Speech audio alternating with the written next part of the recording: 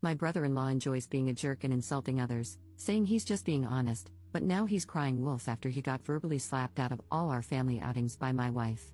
Posted by you/throwannoyingbull. This is a throwaway account, as I have work colleagues on my main account that I don't want knowing about my family drama, and the spelling will be rubbish because I'm fuming right now. Obligatory note, all names have been changed. So, for the backstory, I, 36F, am married to the love of my life, K, 36F. We met when we were 17. She was out and proud, while I was still in the closet, so we didn't start dating until I came out at 21. We got married in 2019 and have an adopted 4-year-old son, Jack. This becomes relevant in a minute. My sister, Sarah, 27F, has a long-term boyfriend, Steve, 28M, who the family cannot stand. They've been together for 8 years, and the whole family has hated him from the first time we met him. He is rude, obnoxious, arrogant, and an all-around crappy human being. He's the type who claims he's just honest, but if someone is honest back to him, he flips out and sulks like a toddler.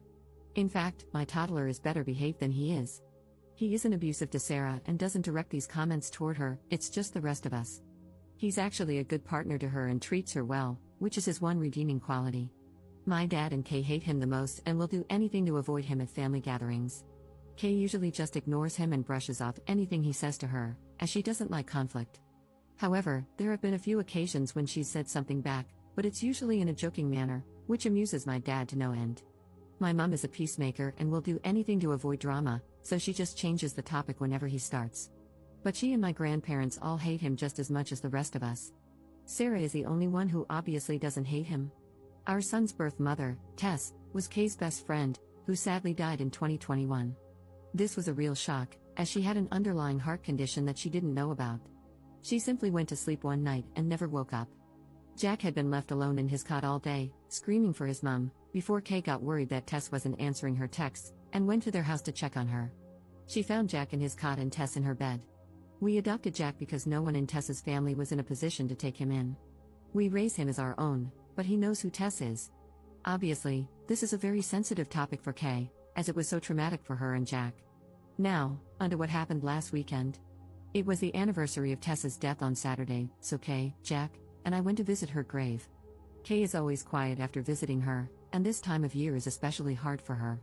On Sunday, we had a family gathering at my parents' house. These happen every couple of months as a way for everyone to catch up. At first, nothing was out of the ordinary. Kay and my dad were off to the side talking as usual, though I could see that Kay was obviously struggling. My dad and she went for a walk so she could clear her head, something they've done before, so nothing unusual. However, Steve had an issue with this and asked why they had left and why he wasn't invited to walk with them. I explained about Tess and said Kay just needed a minute. This wasn't good enough for Steve, though, and he said she should have gotten over it by now. At this, my granddad, who is naturally a very quiet guy, said that his best friend had died over 20 years ago, and he still had days when he missed him so much it hurt. You don't just get over something like that. Steve shut up after that. Kay and my dad came back, and she was in a much better mood. We all sat down at the table for our late lunch and started chatting. Everything was fine at first until Steve started trying to intrude into Kay's conversation with my granddad. When it was obvious they weren't going to include him, he very loudly stated, "This is bullcrap. She's getting all the attention from everyone because her friend died 3 effing years ago. Get over it, for F's sake. We're all sick of hearing about it." The whole table went silent, and I took one look at Kay and knew she was about to go off on Steve. Only it didn't happen the way I thought. Rather than exploding at him, she looked at him very calmly and said that she and Granddad weren't talking about Tess, they were making plans to take him to the Christmas markets, but if he wanted to be a prick, then no problem. She then went on to tell him that everyone in the family hates him because he's a toxic, narcissistic prick. That whenever he can't come to a family gathering, the whole family is much happier. That there's a reason he has no friends and that even his own family can't stand to be around him. That reason is that he's rotten from the inside out, and Tess may have only been on this planet for 32 years, but she made a bigger impact on people than he would if he lived until he was 150. That her funeral was packed with people because she was so loved, whereas he'd be lucky if anyone other than Sarah was at his. After that, she got up and went to the back garden, and I followed her. A few minutes later, my dad came out and said that he told Sarah and Steve to leave. We went back inside, and Kay apologized to everyone, saying she should have just kept her mouth shut. Everyone other than my mum told her what she'd done was right and that it was about time someone told him. My dad then found it hilarious that a lesbian had been the one to tell him straight, which lightened the mood a lot. We spent the rest of the afternoon there before going to pick Jack up from Kay's mum's house, as she'd had him overnight on Saturday for us. The reason I'm making this post is that yesterday, I got a call from Sarah saying that she and Steve wanted an apology from Kay or they weren't going to Christmas. When I reminded her that we wouldn't be at Christmas either, as it's our year to spend it with Kay's mum, so it made no difference to us, she got really upset. She said she wanted an apology because Kay was way out of line. I said she wasn't and that I wouldn't even contemplate asking her to apologize because I agreed with everything she said, and so did everyone else there. She ended the call, and I just went back to work. Then today, my dad called me and asked if Kay's mum would mind a few more for Christmas, as he was refusing to spend it with Steve. So, he and my granddad needed somewhere else to go. Apparently, after Sarah had called me, she called Mum and started ranting. My mum told my dad to get Kay to apologize, which he refused, and they had an argument. My dad has now decided he's done with Steve, even if it affects his relationship with Sarah. He's not having it anymore. My mum wants Sarah there, but Sarah won't come without Steve, so my dad is going somewhere else, and my granddad agreed with him. I texted Kay's mum, and she said they were welcome, so now my mum is furious and saying that my dad and Kay are ripping the family apart. So, basically, this has turned into a crap show. Kay has said she will apologize if I want her to, just to keep the peace, but I've told her no way. Everything she said was true. I just don't know where to go from here. The people in my life all hate Steve so much that Kay could have physically attacked him, and they'd still think she was in the right. So, that's why I'm asking internet strangers who might have dealt with difficult family members, what can we do to get to a place where we can be around each other amicably? I'm struggling to see a way right now. Wow, I didn't realize how long this got until I went to post it. Sorry about that. Up in the comments. If it were just Sarah upset, I wouldn't care, but it's my mum. She tries so hard to keep the whole family together, and she is devastated by what's going on. One of her favorite things to say is take the high road and rise above it. I just feel like enough is enough. Steve and Sarah don't see anything wrong in what he's done. It was just him being honest. I'm sick of the high road, I've been on it for 8 years. I'm happy on the low road now. Update 8 days later. Hi, I know how much this community loves an update, so I thought I would give you one as things seem to be sorting themselves out, kind of. After I wrote my last post, a few things happened over the next couple of hours. The first thing was that I spoke to my grandparents on my mum's side. They were there when this all happened, but they're like my mum and just constantly try to keep the peace, that's where she gets it from. They were supposed to be spending Christmas with my mum this year, but they changed their minds and decided to spend it with my uncle instead. They have made the decision to not be around Steve either, as he causes too much drama. They asked if they could come and see us and Jack on the 23rd before they head off to my uncle's, which I happily agreed to. This really surprised me and outright shocked my mum because, as I said, they are the biggest take the high road type of people I've ever met, but even they'd had enough.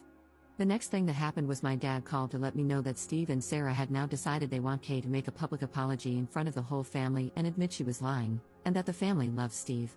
He was laughing as he told me this and called them delusional, so any small chance of a superficial apology went out the window. The third thing that happened was Jack getting home from after-school club with a recorder that I am sorely tempted to shove up the teacher's backside. So, all in all, it wasn't a great day. Through talking to people on here, I also realized that Steve has been trying to push Kay and me out of the family. He's been organizing trips that he knows we wouldn't be able to go on. We wouldn't have gone anyway, as a weekend away with him sounds worse than a paper cut to the eyeball.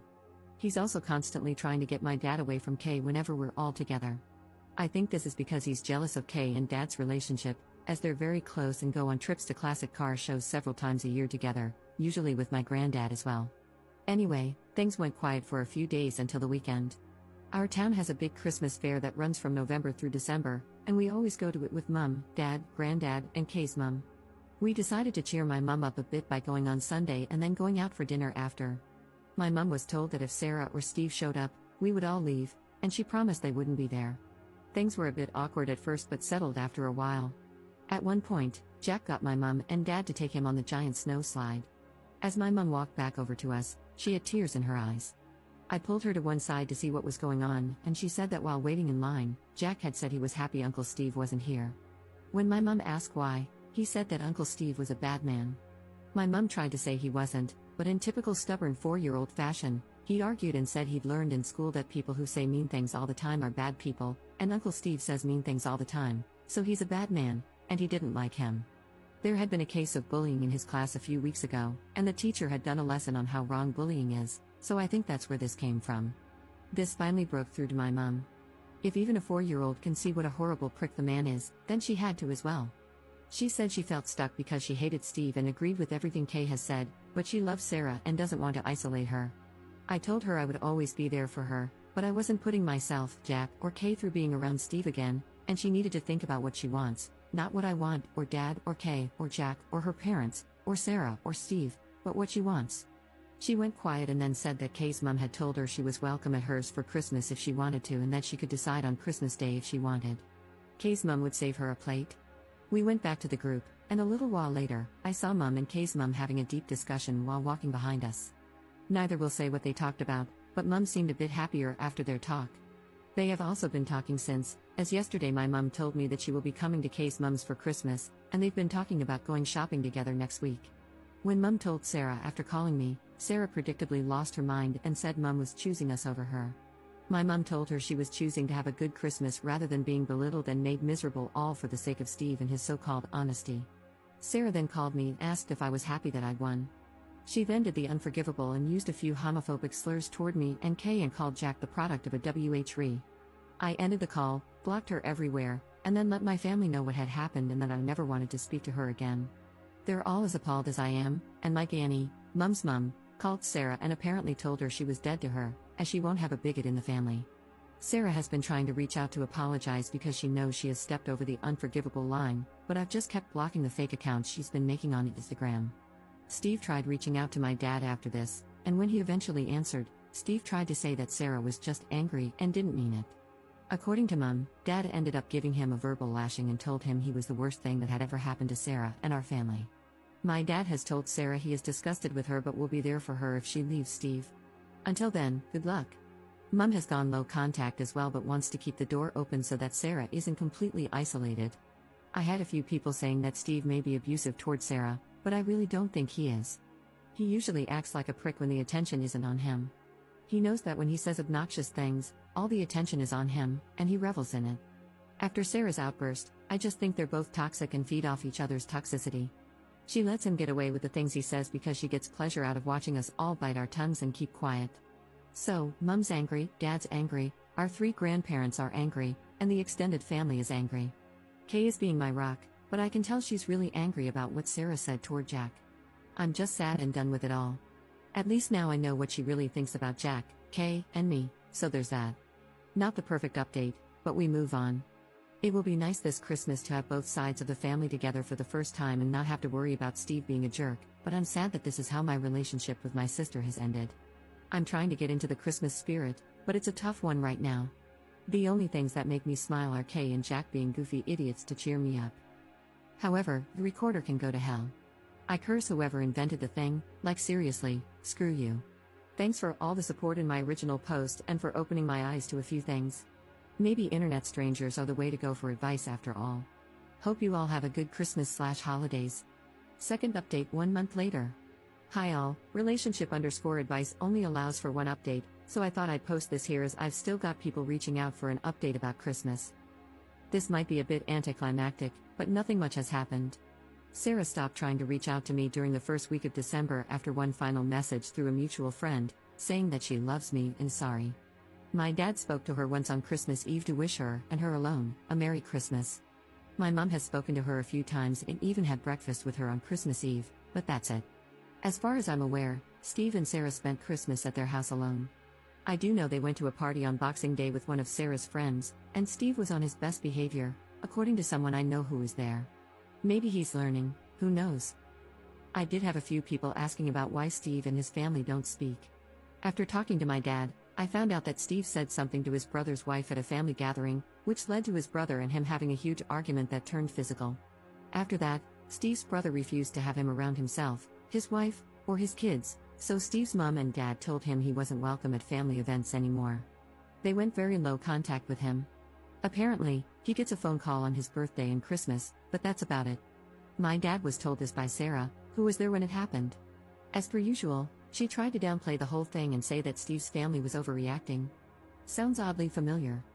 We spent Christmas at Kay's mom's house, and my mom, dad, and granddad all came as well. My mom and Kay's mom haven't ever really spent a lot of time together, but they have been recently, and they've become good friends, meeting up for lunch and going shopping together a few times. It's a bit of an odd pairing, as my mum is very straight-laced, and Kay's mum was a punk when she was younger and is now really into Wicca and natural healing. Seeing my mum dressed in her Sunday best and Kay's mum in her Sex Pistols hoodie is an odd sight, but they get along great, so that's nice. Christmas overall was good, nothing special, just relaxing. Without Steve being around, there was no need to be on edge. Jack was very spoiled and loved every second of it. I'll be honest and say I miss my sister a lot, and part of me really wanted to call her on Christmas Day, but I know I can't have her in my life right now. That's about it, really, all very boring. I still want to launch Jack's recorder into the sun, but he loves it, and his rendition of London's Burning is improving. Listening to 26 4 and 5-year-olds enthusiastically try to play London's Burning on recorders at the Christmas nativity play was one of the funniest things I've ever seen. That got the biggest cheer of the night, that's for sure. I hope everyone had great holidays and has a brilliant new year. Commenter. This is not a recommendation, however, a dog can really do a number on a recorder. Great chew toy, just saying. Ops response. Funny you should say that. We have been offered a rescue puppy that will be ready in a few weeks, so if we get one, he or she could solve our problems.